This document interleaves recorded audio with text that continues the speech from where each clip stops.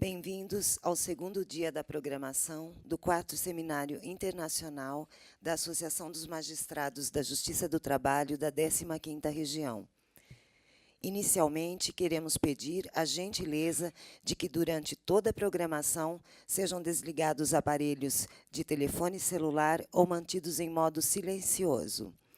Na composição da mesa de honra, anunciamos as presenças das seguintes autoridades. Como presidente de mesa, o excelentíssimo desembargador aposentado do TRT 15 e membro da Comissão Cultural da Matra 15, José Antônio Pancotti.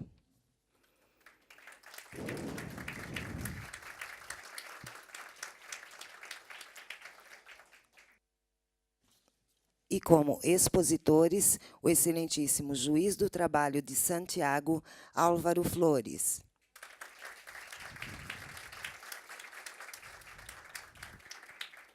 O excelentíssimo juiz do trabalho da 15ª Região, Guilherme Guimarães Feliciano.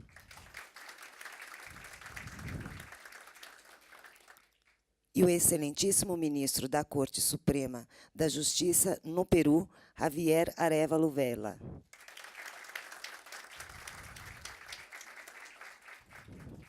Com a palavra, o presidente da mesa do segundo painel. Bom dia a todos. Seria desnecessário dizer da minha grata satisfação de estar presidindo esta mesa de trabalhos de um tema tão importante. Obviamente que eu me sinto feliz, honrado e agradeço especialmente ao presidente da Matra por ter me convidado para esta função neste seminário, e me agraciado ainda com a presidência de um painel. O tema que vamos enfrentar é a independência e as prerrogativas da magistratura laboral. Como se trata de um evento que envolve Chile e Brasil, eu fiz uma consulta à Constituição do Chile e verifiquei que no artigo 76, há uma declaração expressa muito interessante acerca da independência e da autonomia do Poder Judiciário, no artigo 76 da Constituição, a faculdade de conhecer as causas cíveis e criminais e de resolvê-las e de haver executado os julgados, pertence exclusivamente aos tribunais estabelecidos em lei. Nem o Presidente da República, nem o Congresso Nacional podem, em caso algum, exercer funções judiciais, ou avocar-se causas pendentes, revisar os fundamentos contidos em suas resoluções ou fazer reviver processos findos. Muito interessante essa colocação muito enfática, acerca da independência e depois tem outras disposições que acabam desmembrando esta colocação bastante genérica, dentre as quais se vê preceito muito semelhante ao artigo 5º, inciso 35 da nossa Constituição Federal, que é o princípio do acesso à justiça, de que nenhum ato ou nenhuma ofensa a direito ou ameaça a direito seja afastada da apreciação do Poder Judiciário e vai por aí afora. Na nossa Constituição, embora não haja essa colocação bem enfática, a distribuição dos poderes da República já fica visível a autonomia implicitamente já fica bem visível a autonomia e a independência entre os poderes. E no nosso país, a atividade jurisdicional envolve, a apreciação de atos administrativos, o que coloca, às vezes, o Poder Judiciário frente a frente ao Poder Legislativo e ao Poder Executivo quando examina a legalidade dos atos administrativos destes outros poderes. O que não se admite a interferência do Poder Executivo e no Poder Legislativo no Poder Judiciário, no entanto, A nossa característica de estrutura jurisdicional permite que o judiciário aprecie, e o judiciário brasileiro tenha o controle jurisdicional da legalidade dos atos administrativos, diferentemente daqueles países em que há o contencioso administrativo, e nós não temos no Brasil. Não notei também que haja na Constituição de Chile o controle constitucional dos atos administrativos. No entanto, o artigo 76 da Constituição, quando enfatiza que da competência ou da faculdade do Poder Judiciário conhecer das causas cíveis e criminais, não envolve aqui matéria administrativa. Eu fiquei na dúvida, quem sabe isso pode ser esclarecido hoje. Estruturalmente e organicamente seria isto. Agora, as prerrogativas dos magistrados no Brasil, não é? Eu não vi expresso também na Constituição do Chile. Vitaliciedade, inamovibilidade e irredutibilidade de vencimentos. Talvez esteja, não tenha conseguido localizar. Talvez não tenha conseguido localizar, e isso esteja disseminado e implícito em ambas também na Constituição do Chile.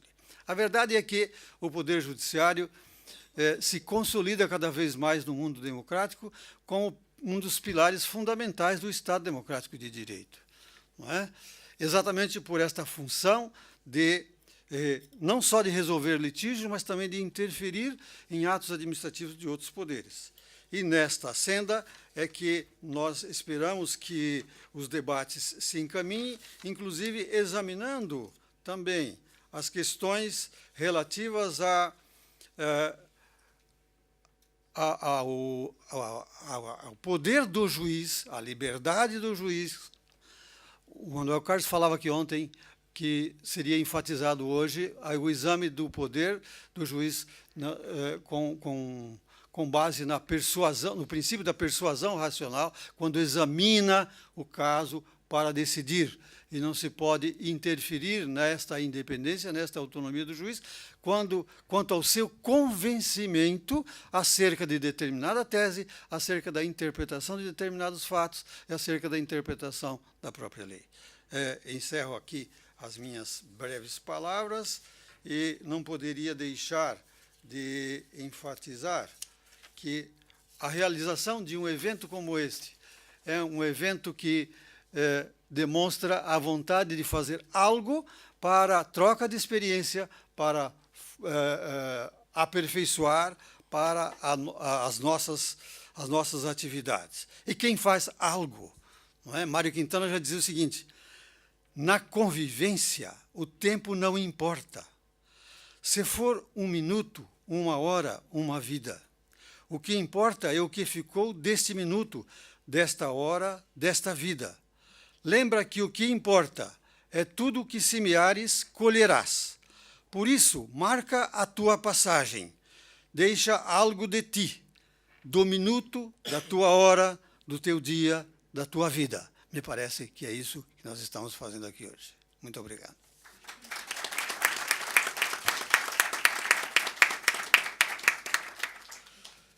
Seguindo aqui a ordem do nosso seminário,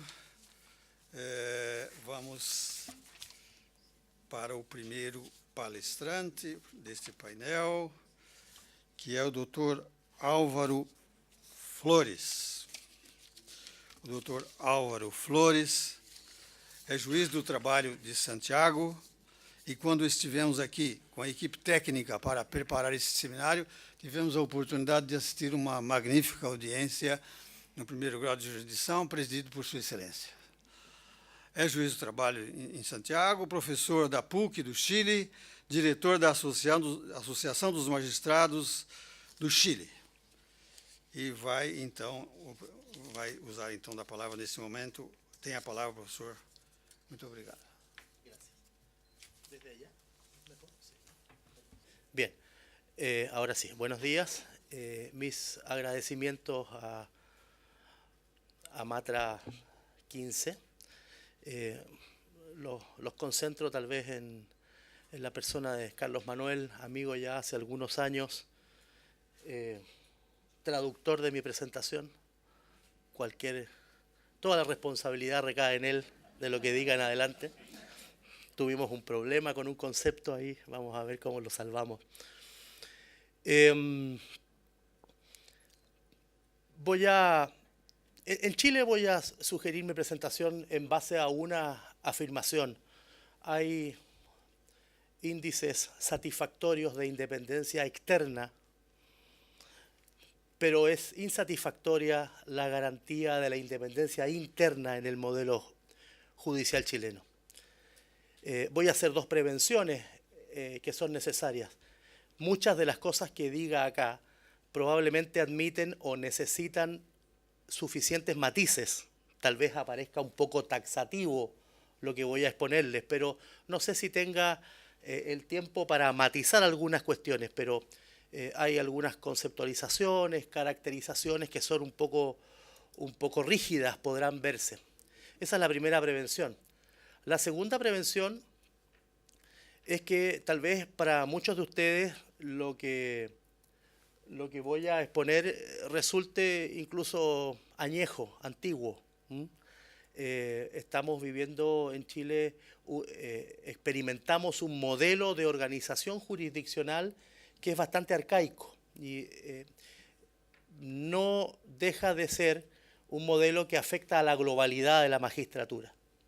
Por eso no resulta del todo pertinente hablar en particular de las condiciones de independencia del juez del trabajo en Chile, siendo tal vez más útil hablar de la globalidad de las condiciones de independencia de los jueces.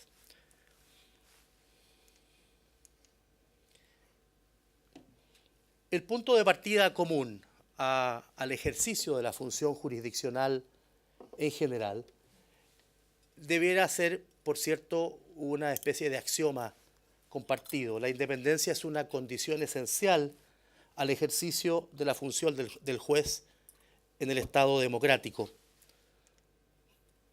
Hablar sobre independencia de los jueces del trabajo en Chile, una idea que ya les anticipaba, no es distinto de hablar de la independencia de los jueces en general.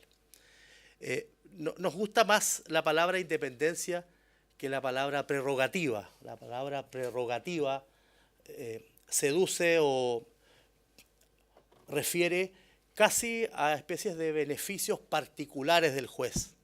La palabra independencia refiere a una condición o una garantía ciudadana.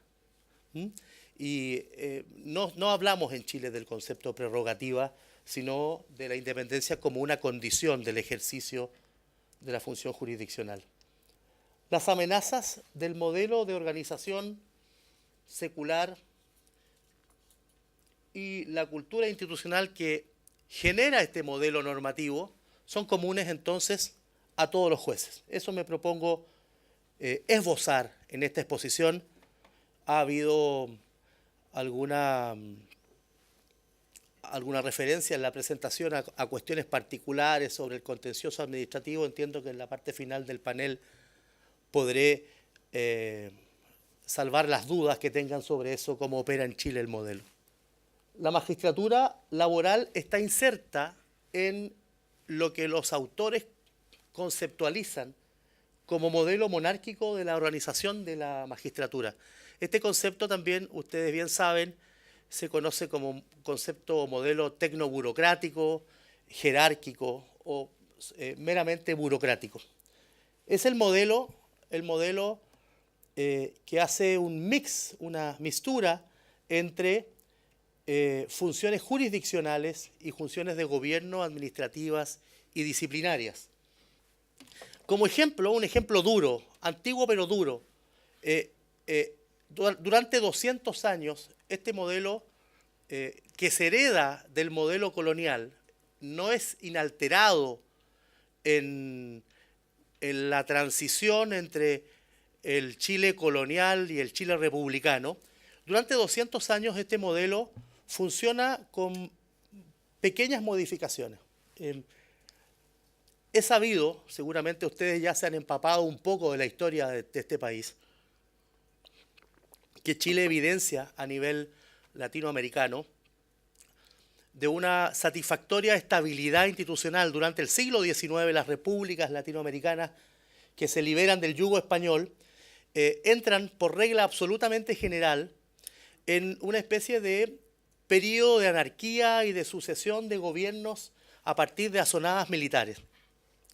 Chile, de una buena manera, es una excepción. Bueno, Brasil lo es también porque mantuvo su régimen monárquico en casa, ¿no?, durante prácticamente todo el siglo XIX. Pero Chile lo es también, de manera que se genera una perfecta continuidad histórica e institucional entre las instituciones, muchas de las instituciones de la colonia y las instituciones de la República.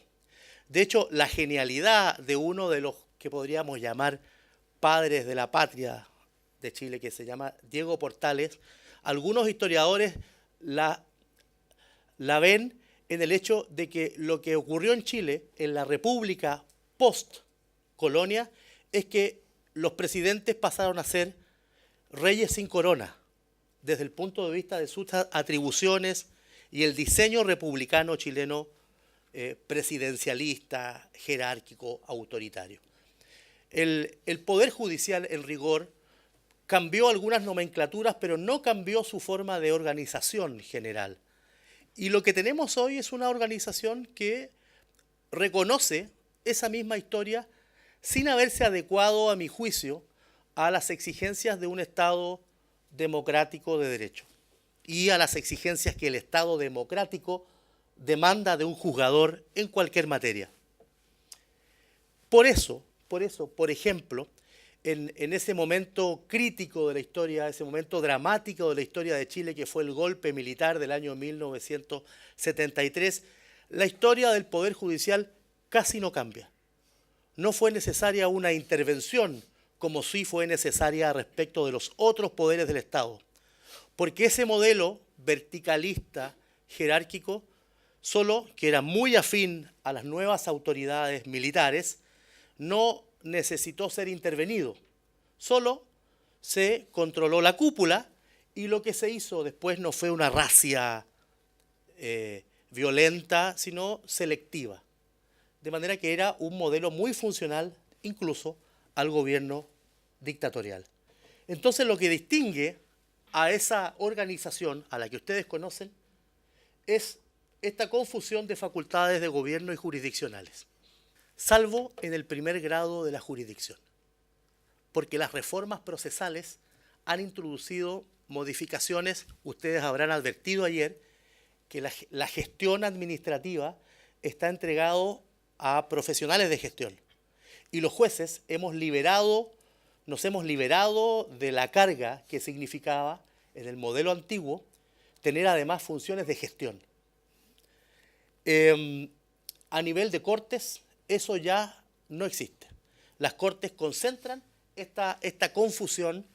A veces resulta ser una carga muy pesada la cantidad de funciones no jurisdiccionales, administrativas, de gestión, de gobierno, a la que tienen que abocarse. Eso, por cierto, impacta en el resultado del ejercicio de la jurisdicción. Sin ir más lejos, hoy día la Corte Suprema de Chile, el día viernes, no desarrolla funciones jurisdiccionales, sino que está abocada a las cuestiones administrativas en el Tribunal Pleno. Ese es un dato que podría más, incluso en complemento a aquellas que se desarrollan regularmente a través de la delegación hacia otros de sus ministros. Las Cortes, entonces, como órganos de gobierno, controlan, y aquí está el núcleo de la afectación de la independencia interna, controlan el ascenso, la conducta, con un modelo sancionatorio en blanco, evalúan anualmente, a través de criterios subjetivos, lo que afecta a la independencia del juez de primer grado y de las propias Cortes de Apelaciones, los magistrados de las Cortes de Apelaciones.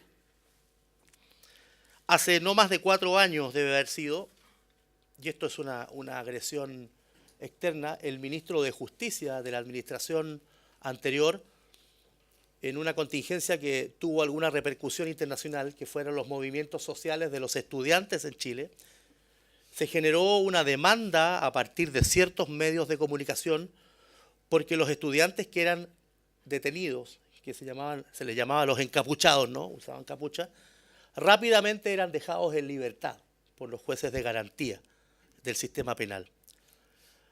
El ministro de Justicia sugirió en una declaración pública que los jueces que no satisfacieran de alguna manera la pretensión punitiva del Ejecutivo, del gobierno, que no entendieran que había que tener mano dura, debían sufrir esas consecuencias en sus calificaciones anuales. Esa fue, frente a esa reacción, el Poder Judicial reaccionó corporativamente en defensa de los jueces.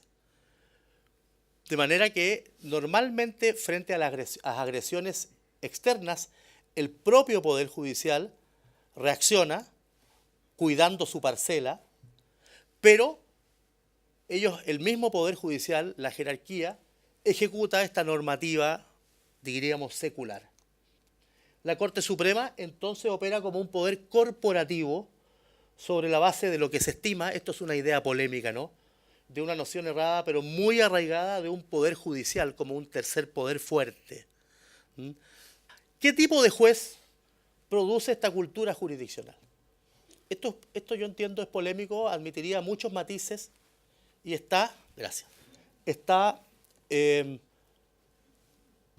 seguramente está en evolución. Esto por eso lo he significado solo como una tendencia. Este es un juez, hay un autor que se llama Fernando Adria que lo ha calificado como un juez comisario, un juez que suele entender su función no como una función independiente, sino delegada. La función jurisdiccional no es independiente, que es revisada por el sistema recursivo, sino aparece como una función delegada. Predominantemente, y esto ya opera a niveles conscientes e inconscientes, no estoy diciendo que sea una especie de modelo único, pero opera consciente e inconscientemente. Es un juez carrerista, burócrata, de oficina.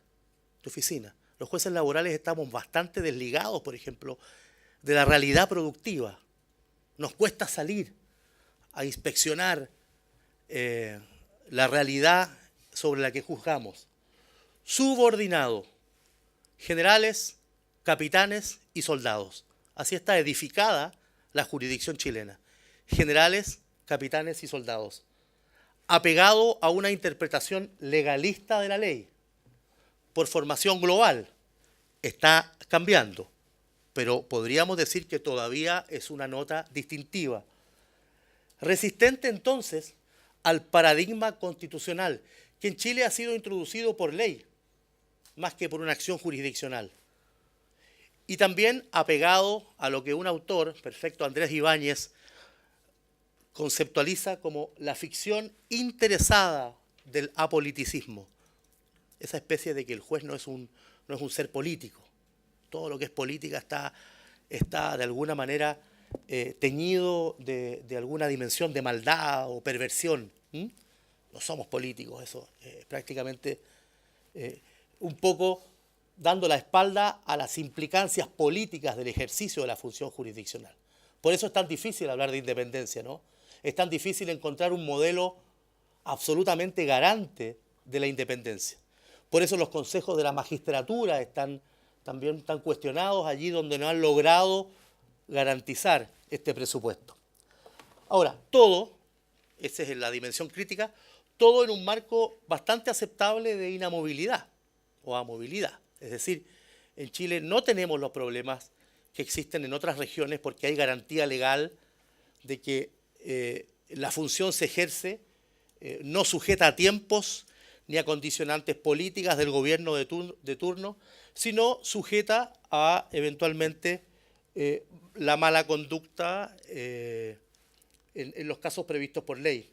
De manera que el juez chileno dispone de una inamovilidad satisfactoria, pero diríamos, es una inamovilidad en un contexto de control. Las reformas procesales en este contexto, desde el año 2000, la penal, la de familia y la laboral, han marcado un hito agudizando una cierta tensión.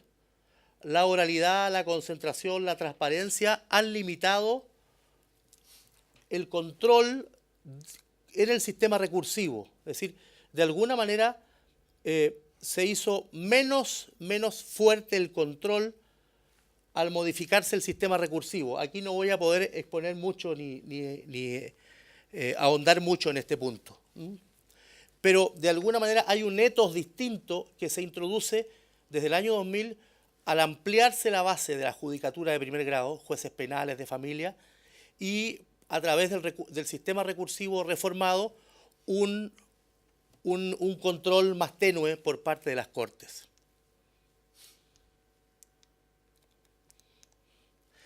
Las características en este contexto de la justicia del trabajo chilena, estas son 2 o 3 diapositivas porque ustedes ya han tenido la oportunidad ayer y en los estudios de estos días de empaparse de las cuestiones procesales, funcionales, orgánicas, de manera que no me voy a detener, sino que solamente las voy a tocar y tratar en relación con el objetivo de esta ponencia. Son las siguientes. Hay una desregulación normativa que tiene un hito de, digamos, diríamos, con fecha. En el contexto de la dictadura militar, el denominado plan laboral, que es un conjunto de leyes, decretos leyes, genera de golpe una gran deconstrucción de los derechos laborales de los trabajadores. Ese es el contexto sustantivo. Y la transición, más que transacción, la transición política posterior a la dictadura, los 20 años de gobiernos democráticos posteriores a la dictadura, no han logrado, fíjese lo que digo, no han logrado modificar en su esencia esa deconstrucción normativa. Y esto es gravísimo, sobre todo en lo relativo a derechos colectivos.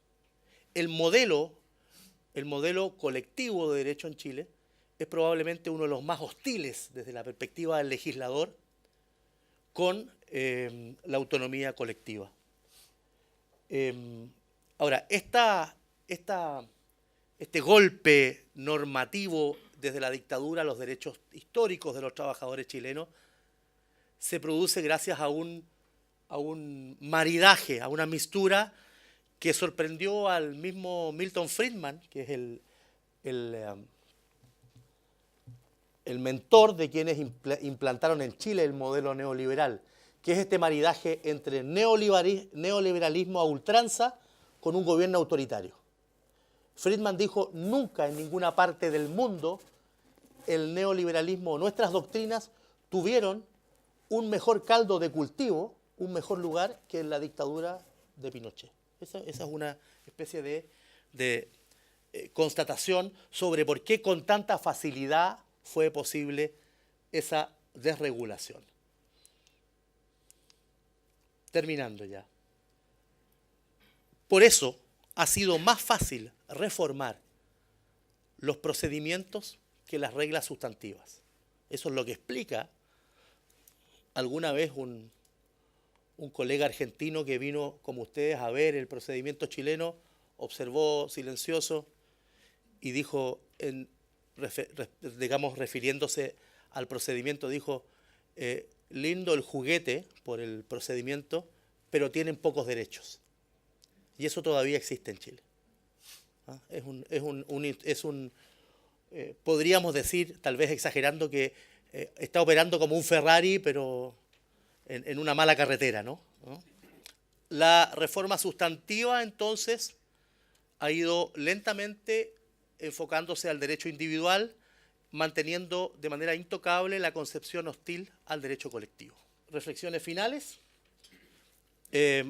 Ya advertirán ustedes que hay un déficit o una deuda pendiente respecto del modelo de organización en general, que opone este modelo carrerista, vertical, de control, contra la idea de independencia interna, o no permite el desarrollo óptimo de la independencia interna. Y acá pongo un poco el análisis en movimiento, porque así como describía yo al perfil carrerista del juez chileno, la verdad es que es más correcto decir que coexiste junto a ese perfil tradicional otro que irrumpe, que está reflexionando sistemáticamente sobre el rol de la función jurisdiccional en el sistema democrático. Hay muchos jueces chilenos pensando desde el rol la necesidad de una reforma. Reflexiona sobre la necesidad de asegurar su independencia, no como una prerrogativa personal, sino como un derecho de los justiciables para la aplicación del derecho vigente, que al final del día, como se anunciaba al presentarse la palestra, es el único deber ser relevante a la función en un Estado democrático. Eso es lo que tengo preparado para ustedes. Quedo a disposición no contaba con eso en todo caso, a disposición de sus preguntas. Desde ya yo no pierdo oportunidad de felicitarlos por ese prurito, por esa pulsión tan admirable que tienen los colegas brasileños de estudiar las realidades comparadas, de tomarse tiempo para reflexionar sobre la función. Bueno, y eso es lo que de alguna manera marca un modelo a seguir. Mis agradecimientos nuevamente.